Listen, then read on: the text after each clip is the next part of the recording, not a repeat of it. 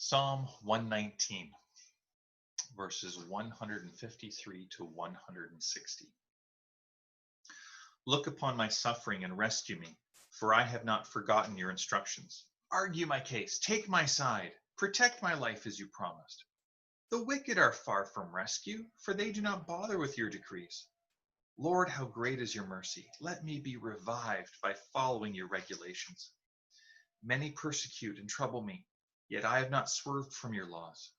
Seeing these traitors makes me sick at heart, because they care nothing for your word. See how I love your commandments, Lord. Give back my life because of your unfailing love. The essence of your words is truth. All your just regulations will stand forever. I love the bold words of this psalm because I feel myself. Before I say this about or to anyone else, I feel this way about myself. These words feel brash and even almost disrespectful. Maybe it's just the hardcore Canadian in me.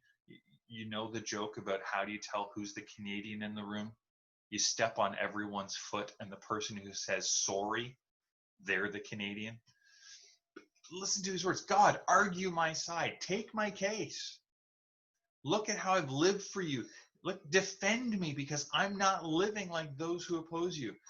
We've all had times, likely, when we felt our loyalty to God is not being accurately reflected in our circumstances.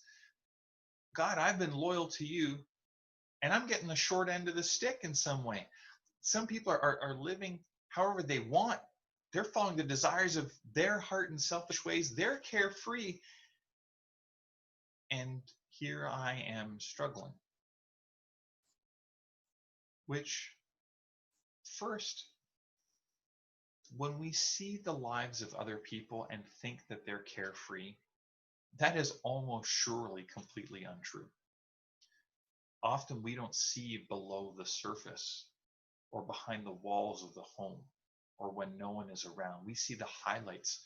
We see what other people want us to see about their life. But that doesn't change the times that we want God to work according to what seems just to us. We have this idea in the West that, well, God wouldn't want his people to suffer, at least, not as bad as unjust or wicked people. But I think, at least for those of us who are Canadians, I think maybe we still are just a little too polite with God. Or think we always need to be polite with God. Politely requesting, never demanding.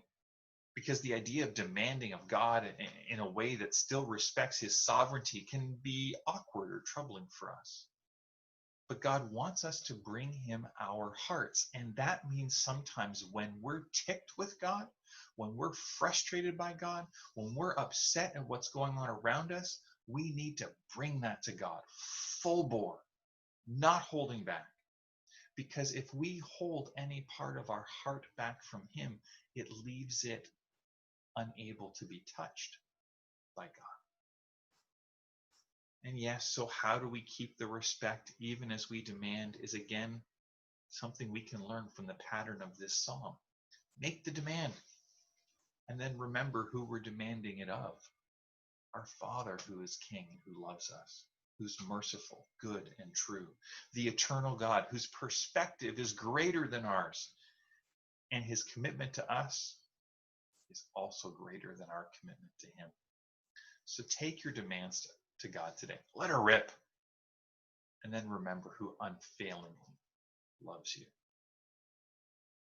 May God find your heart open to whatever degree you open it, you reveal it to him today.